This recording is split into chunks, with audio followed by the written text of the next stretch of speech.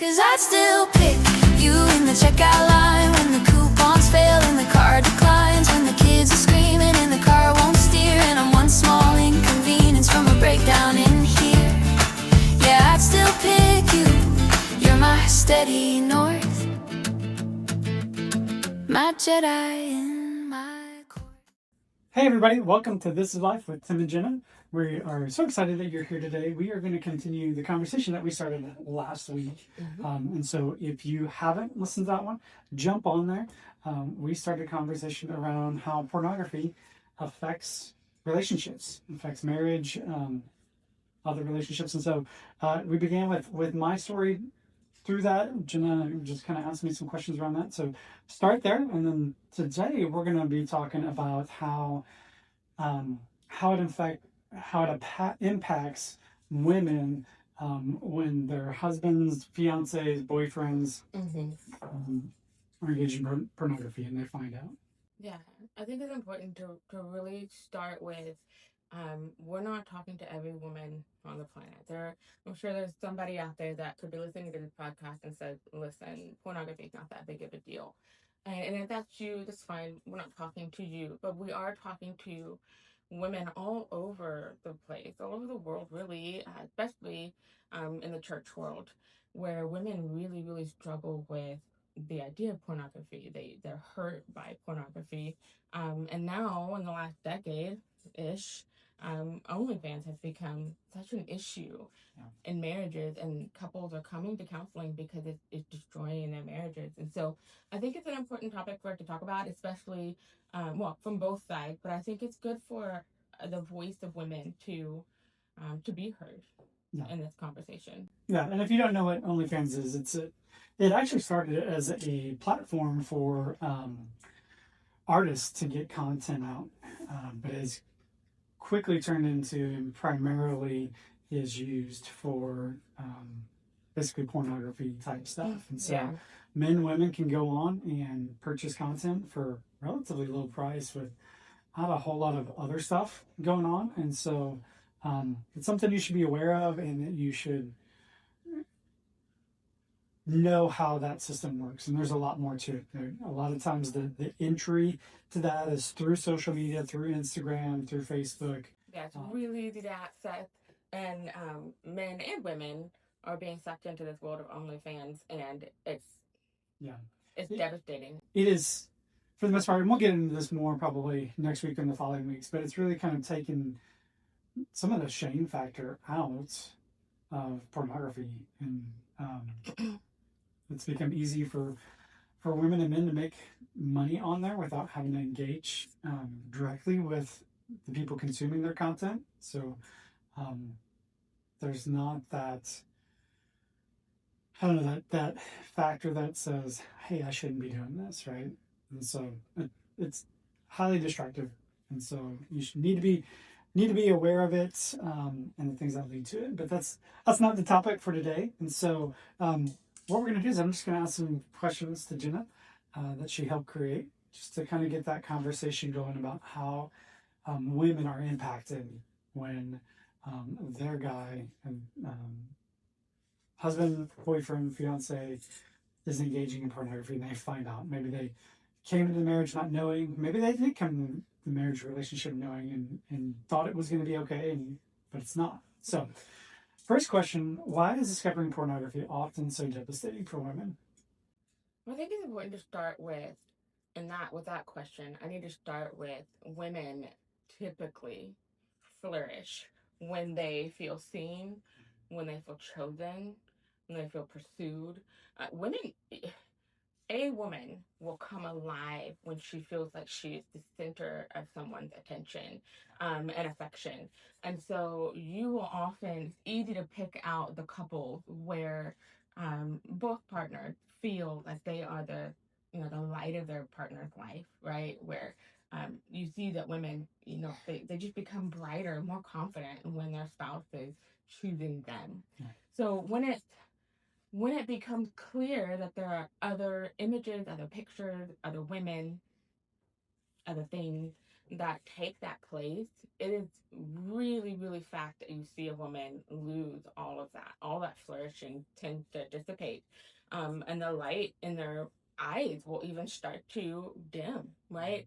And so it is devastating because when a woman finds a place where she's flourishing and that's taken away from her, there's a tremendous amount of grief that comes with that because it feels like she's giving away something that's safe, something that, or not even giving away, something that's safe has been taken from her and robbed. She feels robbed and cheated. And so I think it is devastating on many counts, especially if it's, you know, revealed, if it was a secret, and it feels like infidelity. It feels like, oh, so there's something else that you have to keep hidden from me because you know that it'll hurt me and you do it anyway. And that's just devastating. So there's so much more that comes to that, but I think that would be my initial response to that. So why do guys underestimate the impact that this has on the relationship? I'm not really sure why or how it's an underestimation. For most people, it's like, how did you not know? Like, how do you not know the impact that it'll make, especially if you're hiding it? If you're hiding pornography, there has to be a reason for that, right? If you're hiding engagement with OnlyFans, there has to be a reason for that. And so you must know at some degree or some level that your spouse, your wife, your fiance or something will feel some sense of degradation or, betrayal. And so I think some of that is, I hate to even use the word, but some of it's gaslighting, in my opinion, right? Why are you so hurt by this? It's not that big of a deal. Of course I was keeping it a secret. Like, you're crazy for thinking I wouldn't keep it a secret, you know? Yeah. And that just seems so bizarre to me. But on the other hand, I do think that men underestimate for reasons that I fully can't understand. But men underestimate how much it will hurt women, maybe for reasons of their own. Do they not know that, or do men not fully understand um, how relational it feels? Right? Maybe it's that. Maybe women just really look at intimacy, really look at pornography, really look at OnlyFans as engaging with a person. When we see a picture and we see a person, and maybe men don't.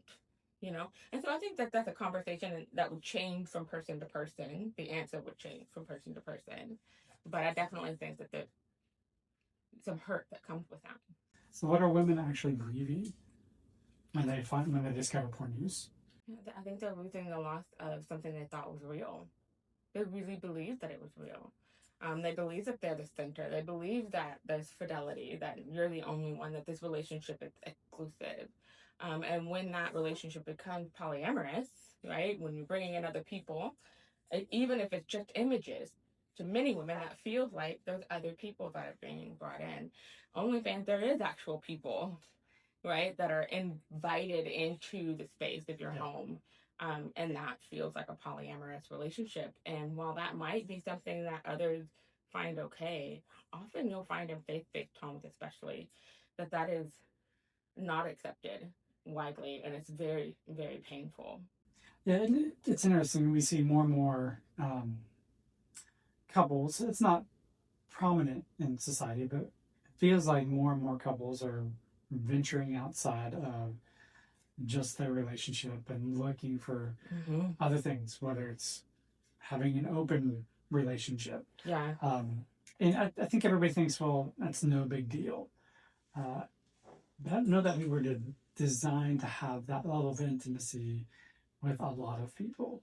And so if you're kind of going down that road and you think that's okay, it might be an indication that something's off somewhere. Something's broken. And so that's not how God designed us. God said, husbands leave their mother and father and become one with their wife. It's hard to become one with multiple people. So yeah, and I think the argument there, the pushback would be, well, all over the Bible, there's more than one wife. Well, not one time do you see it in scripture where there's more than one partner that it turned out well. Yeah. Like every single time there's issues and there's problems that come with that. And I think that if we would just peel back all the layers, we would see that first initial leave your mother and father, cleave to your wife, cleave to your spouse, let them be the one that you commit your life to, that covenant. And you see that flourishing for both women and men becomes something that's very real and very true. Is this really just about sex, or is there more going on? I think there's more. I think the act of sex and intimacy on a physical level is a reflection of your relationship, right? And vice versa. I think if the relationship at large, right, like outside of the bedroom, if your relationship is thriving, right, we see this often. If you see a couple that is thriving, they're communicating well, they're laughing a lot, they're not engaged with their phones individually all the time, they're pulling each other in for, doing life together. We find that those couples typically have a thriving intimacy, right? So they tend to mirror each other, right? And so if we find that there's one of those is broken, we can almost always say the other is broken, right? And so if there's a sense of betrayal, can't trust, can't fully, engage in intimacy because you're pulling back, you'll see that the relationship at some level is suffering as well. And so sex isn't just sex.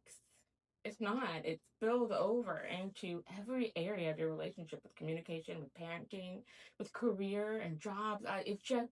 It touches everything. Yeah. Right? And so, no, it's not just sex. So, what are women experiencing when they find out? Like, what thoughts are they having? What emotions are they having? What is going on when a woman first discovers that her man is using pornography? I'm not enough. That's the number one answer. I'm not enough. I don't fill his cup in one way or another. I don't provide enough. Um, and I think that when women put themselves in that position, because they know most women are honest with themselves, and we all know that we as humans cannot compare to an algorithm. We can't compare ourselves to the filters that come with pornography and the images and the scene, even fantasy. All of these things are created digitally now, in many cases, and I think that most women would honestly say there's no way that I could compare to that, right? And so he's not actually looking at something real, but it doesn't matter, right? Because when I see that my spouse, right, is looking at a certain image or a certain genre, right, then that is what draws him in, and that is what takes his heart away, right? And so then it comes, then I don't know, the pressure is mine then to somehow fulfill that if I want to win him back, right? So how do I become the things that he's looking at, or how can I make myself even more attractive than what he's looking at to win his eyes and to win his heart back? And it's impossible, right? It's impossible to do that, and we know that at our core. There's just no way. So, are women blaming themselves for this? 100%. Well, I don't think that that's necessarily true. I think that if you're talking about not feeling like you're enough, like there's that self doubt, self criticism, definitely. I think there is some cases where, like, I actually had a client at one time who had some physical, like, health issues after having a baby. And so that in her time of healing, like, it took her a little bit longer than most, I think, to heal before she could come back and be fully present for her spouse. And she did her best, right? But there were some things that were just not working right. And so during that time, her husband started looking at all these other things to fulfill his own needs, right? And of course, his response was, well, I didn't want to put the pressure on her, so I went elsewhere to get my needs met, right? And her, reaction and response to that was, it's my fault.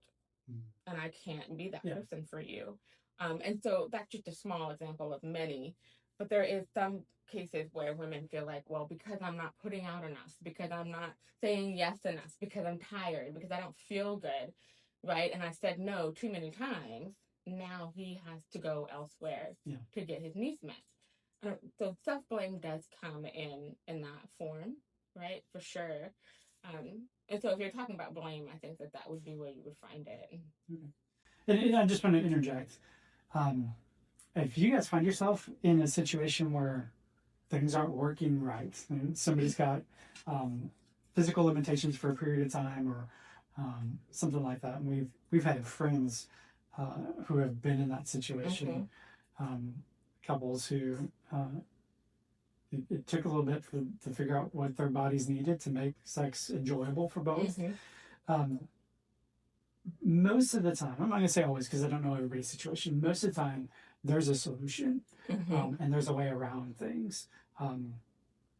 It really comes down to the attitude of, are you willing to serve your spouse, and whatever that looks like given your current scenario. So there's always an option. So it doesn't have to be porn. That doesn't have to be the answer. There can be other answers. Yeah. So, but back to that, talking about women blaming themselves.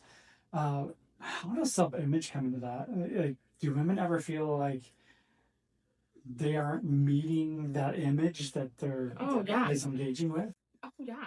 And listen, the question is, am I? And it's everything. Well, and I want to be very clear. I think people always assume that guys are going and looking at supermodels type stuff. If you were able to see what guys are engaging with, you'd be like, why? On some of this content. And so don't assume it's the perfect figure that guys are going after. It really is a wide open door, and the reasons for it are wide open. So how does that affect your self-image or affect ladies? Yeah, well, and you're right. The questions are unlimited, really, because you find out what your person is looking at, and the questions are immediately, well, I'm not skinny enough, I'm not big enough. There are men who are drawn to curvier pornography, right? And so that might be a super self-conscious thing. I don't have the curves, I don't have the things that he's looking at, or the opposite. I'm too big, I'm not skinny enough, or I'm not dark enough, I'm not light enough, I'm not tall enough, I'm not short enough, I'm not professional enough, or I'm not spicy enough. Like, there's so many things that come into that, like, oh, I'm just not enough. I can't measure up to what he's looking at. And so that can definitely hits us women in the mirror when we're looking in the mirror. It's like, what can I do to change? There's nothing I can do to change it. And of course obviously there's medications and surgeries and all the things, but no matter how much you engage in that, you're never fully able to arrive at what pornography can offer. Yeah. And I think some of that reason, and we'll maybe get into this next week, is that for guys, most of the time, the initial issue isn't they're going after a certain image. There's a lot more to it. And that's why you get such a wide variety of what men are looking at. There's abuse that comes into play. There's so many different things that come into play on the guy's side. And so to your point, for a woman to go after those things, if you somehow see what your man's looking at and you go after that, even if you arrive there, doesn't mean it's going to solve the problem. Because the problem isn't that. The problem is often something else. Now, it's not every situation, but often that's the truth. So once that trust has been broken, once a woman finds out that her guy is looking at pornography, why is it so much harder to restore that trust than it is probably for the guy to stop? And I know this to be true, sitting across from guys that come in and they're like, I'm doing this. I'm like, great, you're doing everything that you need to. And they are actually walking in freedom fairly quickly for some of these guys if they're willing to really do whatever it takes. But every week, my wife doesn't trust me. My wife doesn't trust me. Yeah, well, I think if you're really honest, you carry pornography in your back pocket everywhere you go. Right? It doesn't matter where you are. It's accessible. It's so accessible. Social media is accessible. Pornography is accessible. OnlyFans is successful, and everyone knows how easy it is to hide those things, those apps that you can cover up activity that you're doing. So nobody fully believes that you can just get rid of an addiction like that, because we're all told how hard it is to get rid of an addiction, right? And so I think my encouragement would be there is, we have the betrayer and the betrayed, and the betrayer often, whether it's an addiction or infidelity, right? The betrayer wants to confront this issue head on. If they want to fix it, they want to make it right, they want to confront the issue head on, and this is what we're gonna do. This is the plan. I'm gonna do it, and then they engage in that, and they make it happen, and it's done. So let's move on, right? Well, the betrayed still feels betrayed. That wound doesn't go away overnight, usually, and so it often takes time for her or for him, if it's reversed. But it often takes time for the betrayed to fully come around to, my spouse really does want to focus on our marriage. My spouse really does want to cherish me and make me feel like I'm safe. I think it's also really important to understand that every time your spouse asks you about it, if they're struggling with trust, they need to be able to ask, how are you doing? What were you looking at today? What did something come up? And they're often met with just negative, right? Stop asking me these questions. Gosh, like, what's wrong with you? I told you I wasn't doing it. That does not make you believable, right? It's very frustrating for the betrayed to be met with, hurt like that. And that's such a hard thing, because I think on the guy's side, I, man, I'm trying, I am doing the things I need to, but you don't believe me, and we'll kind of talk a little bit more about that next week. But it's such a difficult thing. In the crazy thing is, and I tell guys all the time, one of the best forms of combating pornography, one of the best tools combating pornography, is to grow your relationship with your spouse, with your fiance, boyfriend, whatever that looks like. And so when trust has been broken, that's hard to do.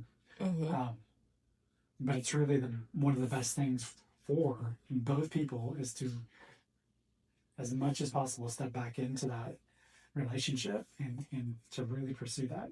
And the reason why is just the science of addiction, and the things that are chemicals that are being released in the brain are often those chemicals that are being released when we have good, solid relationships. And so I tell guys all the time, replace the bad with the good. So your body needs that stuff. So find good ways to get that, and give up the bad ways of getting that. And that includes accountability.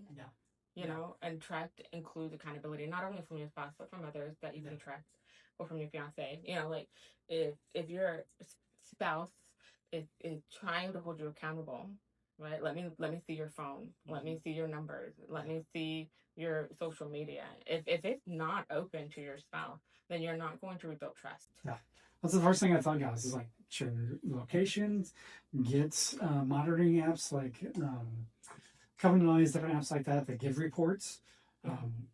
Ladies, you'll have to decide if you're okay getting that report. If not, then you guys need to agree on who's going to get that report, and it's got to be somebody that ladies trust in that process. And so there are a lot of ways that guys can work to build trust, and often if they're reluctant to do that, then I don't believe that they really want to pursue freedom and pursue restoring the relationship. I've sat across from guys and I'm like, what's the hang up? Why can't you share? Why can't you do this? And it's crazy the responses I get from guys on why not. I'm like, listen, this is I'm willing to do whatever it takes scenario. And if you're not, then at times I am wanting to tell the ladies, I don't know if this is going to work, right? Because it does. It takes both to grow that relationship. It's that fear of being controlled outweighs the beauty of being set free. Right? And it really does. It sets you up for failure every time. So what is it about OnlyFans that is so potentially destructive to women? versus traditional pornography. Yeah, traditional pornography, you're viewing, you're watching, it's widely available. um, OnlyFans, it feels more personal because you can approach one person. You can engage with that one person. That one person is providing content for you that is explicit to you. You feel like it is. You feel like it's explicit to you. The way that they communicate with you feels like you're special, like you got something that they want to provide for you because you're special, right? And then there's that financial exchange every single time. For example, when you have a wife at home who has needs, who has different things that they're needing to do, they need to buy groceries, they need to run their home, they want to buy shoes for their kids, whatever. And then money's tight this month. But oh my goodness, there's money available for OnlyFans. Like I've heard that one. Yeah. And oh my goodness, it's devastating. It is devastating when someone else gets to carve out a pocket of that money when we desperately need it over here. It feels like a double betrayal, right? So not only is there sexual behavior there, that's betrayal. It feels like infidelity. It feels super personal. It feels like betrayal. There's also money. And I'm telling you right now, from Genesis to Revelation, you see the enemy at work at most with sex and money. Mm-hmm. And so OnlyFans, man, it takes both. So does pornography, but OnlyFans is definitely skyrocketing in those areas. Yeah. I think the other part about OnlyFans is just so much easier to get into than traditional ways of having to order magazines and pay subscriptions, and trying to hide that was a lot more difficult, and it wasn't as accessible, right? OnlyFans, like you said, it's in your pocket all the time, and stuff like this has been around since we got internet on the phones, right? Yeah. But I don't know. There's something different about it, and do you really think it's that level of guilt and shame that comes with producing that type of content has kind of gone away, and it's kind of a justifiable means to get to the ends that the content creators want to create, and that's both men and women are creating content now. And as we talk about this subject of pornography, we're primarily focusing on men being the ones engaging in it, but there are a lot of women that are engaging in it now for multiple reasons, and so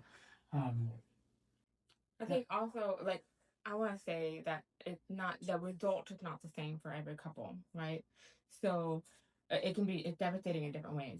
So I have one couple right now who's struggling because as OnlyFans has become more of a hook for the husband, right? His desire for his wife has waned. So he's not interested in having intimacy with his wife. And she's heartbroken, right? And she's trying to figure out, can we fix this marriage? Can this be okay again, right? But on the flip side, a couple of years ago, I had a couple come in, and the wife was meeting his needs every single time, and he was very active. Let's just say he was super excited about having sex as often daily as possible, right? And she was showing up for it and doing, like, she was never told him no, right? With obviously she would stay up. Sometimes I'm just tired, but I always want to be a yes for my husband, right? And then she was she was so frustrated because she would just go do chores. She'd be working on laundry and going from room to room and cleaning up, and she'd walk in on him with OnlyFans on top of what she never said no. And so it's like it could go either way. Pornography and OnlyFans can drive your sex drive to such an unhealthy high where you're never getting enough. Yeah. Right? Yeah.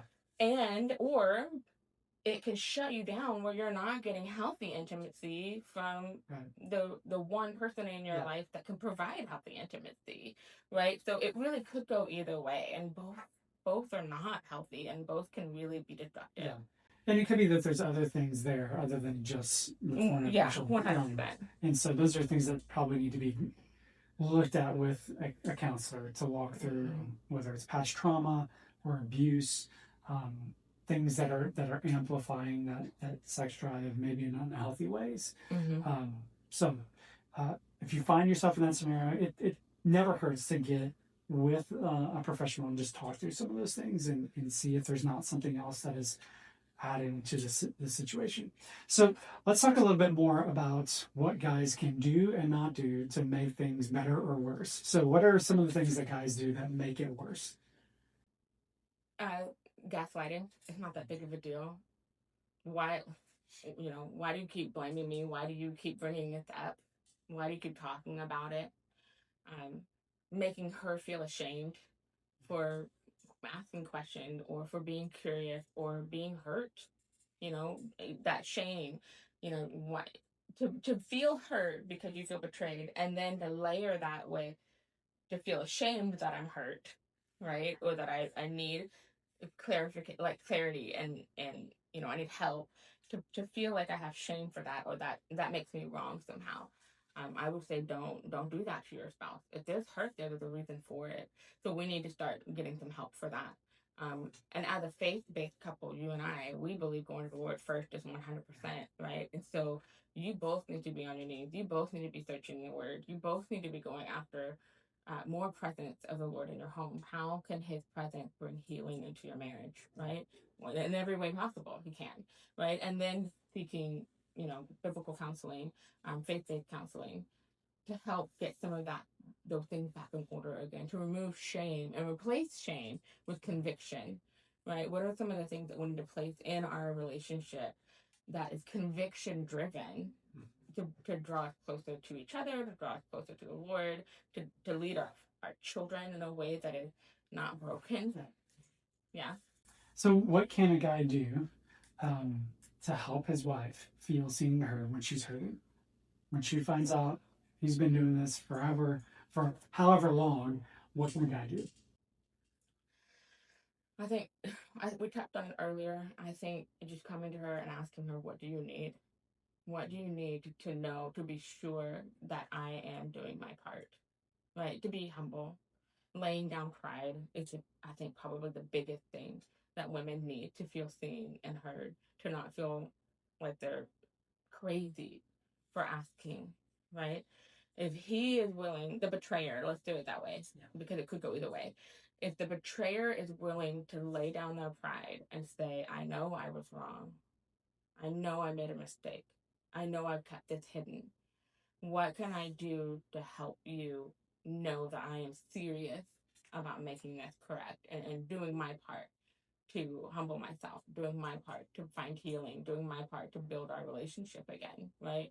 Using both words and actions, right? So, what can I do? If she said, I need you to open up everything for me, I need to have all the bank accounts, I need to have all the passwords, I need to have all, sit with her and go through it, comb through it all with her, so that she can put her eyes on what it is that you are really trying to do, right? And that again, the betrayed need to be open to doing that with the betrayer, and vice versa. And I think another thing would be to not rush. Don't try to fix brokenness with sex. Yeah. Right?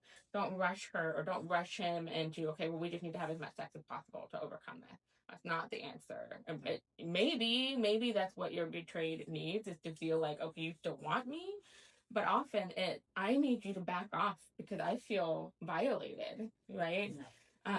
And so that means being gentle and being patient and holding hands and sitting next to her, taking her or taking hand, going out to eat in a safe environment where you're just rebuilding conversation again and rebuilding trust in real question and answers. I think those kind of things are going to make the betrayed feel heard and seen again. What does accountability look like for a woman? What does she want to see in her husband's accountability or her guy's accountability? Yeah, I think it's different for every woman, and I think that's because shame plays a part. Do I want the whole world to know what happened? Some women do. some women want everybody to know because then all eyes are on Yeah.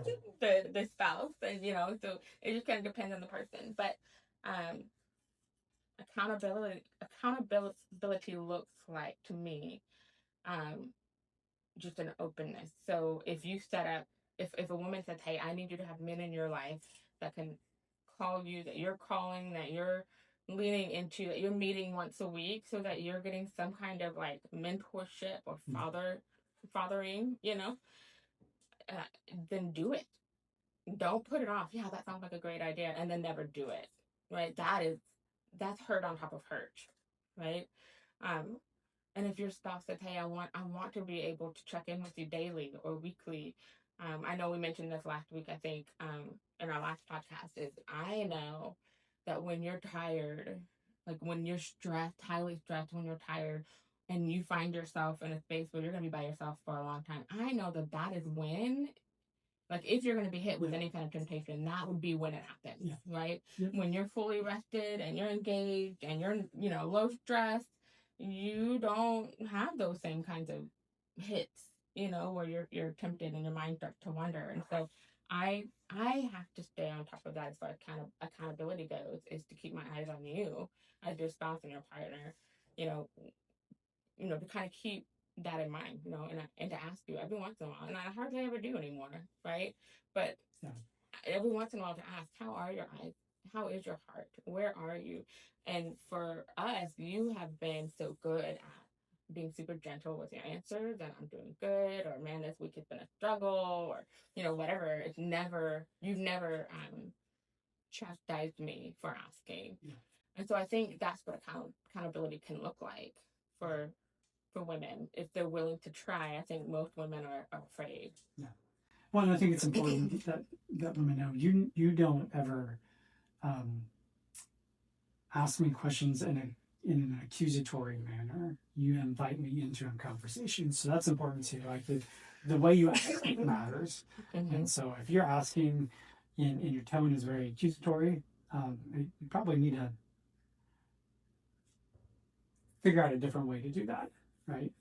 Because if he feels accused, then it's going to be harder for him to, one, open up to you, and two, it's going to make it harder for him to want to stop what he's doing. And so it needs to be a place where he feels safe to come in and say, yeah, this is what's going on, and he's not going to be chastised for it.